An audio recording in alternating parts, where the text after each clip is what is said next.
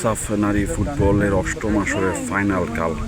তার আগে ট্রফি আনভেইলের জন্য অপেক্ষা করছেন বাংলাদেশ দলের অধিনায়ক মারিয়া মান্দা এবং একই সাথে ভারতের অধিনায়ক সঙ্গীতা।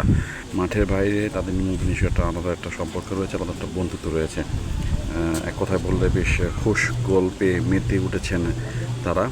আসলে ফুটবলের বাইরেও তারা একে অন্যের বন্ধু নিঃসন্দেহে। মাঠের লড়াই না হয় তারা একে অন্যের প্রতিপক্ষ। এবারে সাফটা বাংলাদেশের জন্য তৃতীয় হ্যাট্রিক শিরোপা জয়ের সুযোগ, আর ভারতের জন্য শিরোপা পুনরুদ্ধারের। ফুটবলের সবুজ গালিচায় তারা একে অন্যের বিপক্ষে লড়বে। বাংলাদেশ সময় রাত সন্ধ্যা 7টায় এবং ভারতের স্থানীয় সময় সন্ধ্যা 6:30টায়। ট্রফির সামনে দু দেশের প্রধান কোচ তারা দাঁড়িয়ে আছেন। এই ট্রফির জন্যই একে অন্যের সাথে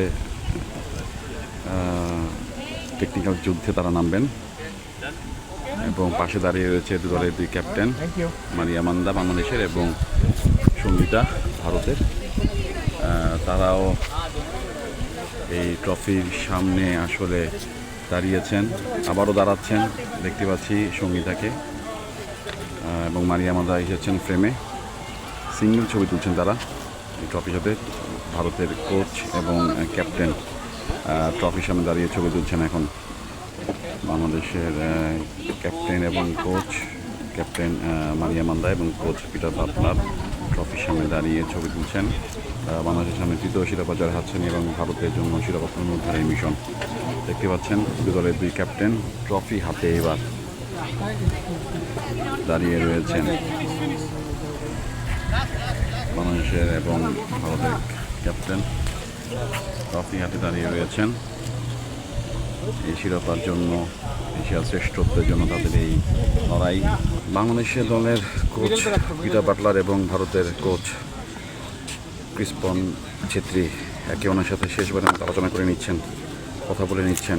আগামীকাল ডাগ আউটে একে অন্যের বিপক্ষে তাদের টেকনিক এবং সর্বোচ্চ শক্তি দিয়ে একে অন্যের সাথে টেকনিক্যালি যুদ্ধে তারা মেতে উঠবেন। তার আগে আসলে এটি শেষ সুযোগ দুজনের মধ্যে খোশ গল্পে মেতে ওঠার, এবং তারা দুজনে বেশ হাস্যজ্জ্বলভাবে কথা বলছেন। কিছুক্ষণ পরেই উন্মোচন হবে ট্রফি, সাফের অষ্টম আসরের ট্রফি, যে ট্রফির জন্য লড়বে বাংলাদেশ এবং ভারত। তার আগে আসলে একবারই শেষ সুযোগ নিজেদের কোচিং সম্পর্কের মধ্যে একটা আলাদা বন্ধুত্বের সম্পর্ক যেটি আছে সেটাতে খোশ গল্পে মেতে ওঠার।